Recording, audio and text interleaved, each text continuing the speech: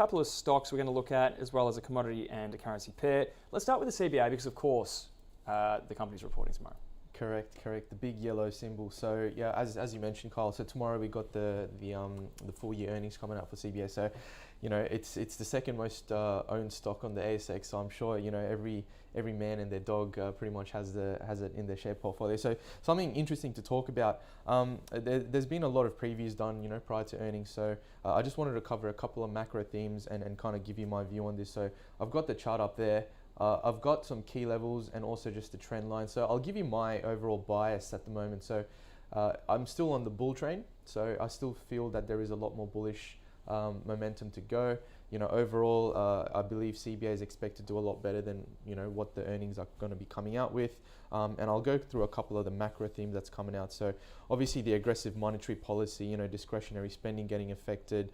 Only 2 months of the rate hikes were in that financial year 22. So the rest of it would be this financial year. So I don't think there'll be too much of an impact, in terms of the net interest margin. But again, that net interest margin again will be an important part because that's where the bank makes the most of their money. We saw NAB's quarterly update come out earlier on, and there was a little bit of a hit and miss on that. So potentially that could be the theme for CBA, but we'll see what happens. There's been a lot of talk around the credit losses, because again, discretionary spending has gone up, so there's not much room for customers to pay for their debts. But as you know, that the employment levels are still really, really strong. So people still have jobs, people still have income, so they can still afford their debt. So that's a tick.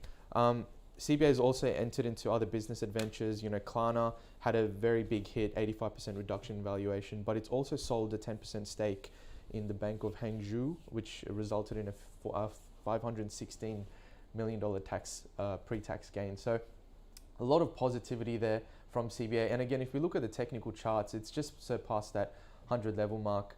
Again, because I am on the bull train, my next resistance level is at that 106, which, as you can see, there's been a lot of resistance there in the past 1 year or so, where it tends to hang around there and then drop significantly. So my next level, again, if there is a bit of positivity, more so on the forward guidance, then I'm looking at that 106 level. If it misses that forward guidance and they reduce it, then I would say it's going to head back below that 100 mark, potentially back to that 97, exactly where that trend line is. So that's where CBA is faring at the moment. Yeah, really great wrap there, very in depth. I know people at home really love that. We'll move on. Of course, we only have to wait 12 hours or less than 24 hours, I really should say, to get those results. But let's look over at FMG, because I was actually having a gander at this stock myself at the moment. We're up above $19 again today, but we're starting to see some broker downgrades coming through. Sentiment's a little bit sketchy towards it potentially. But what's going on there with FMG, and how are the charts looking to you? Yeah, so holders of FMG in FY21 would have been laughing. They would have been rolling in money per se. The dividends were amazing. I think it was around that 15% mark. The primary reason for that, Kyle, was iron ore prices at that time. I believe it was June 21, was at record highs.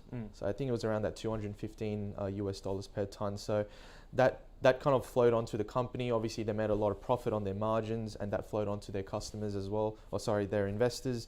Therefore, they got very large dividends. The iron ore price hasn't fared too well over the last 1 year. Ever since July 21, it's just been on a downtrend. So I think we're sitting close to that 120, 130 mark at the moment in iron ore price. Again, that whole demand destruction thematic is coming into play.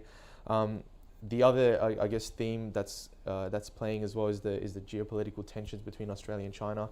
Of course, China, the biggest importer of iron ore.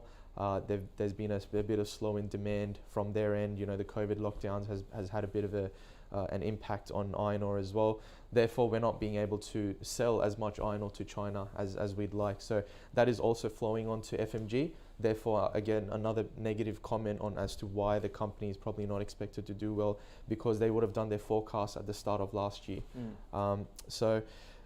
And also the slow economic growth in China and globally as well. Again, that'll kind of feed in through iron ore prices as well. And again, we're seeing that demand destruction theme coming into play. So that's probably why we're seeing FMG more than likely it's going to miss its earnings this year. But again, it's not about what's happened in the past. It's about what they're going to do in the future. So their forward guidance, and that's what customers will be looking at or investors will be looking at and see if they do reduce their forward guidance or if they increase it for the next financial year. Okay.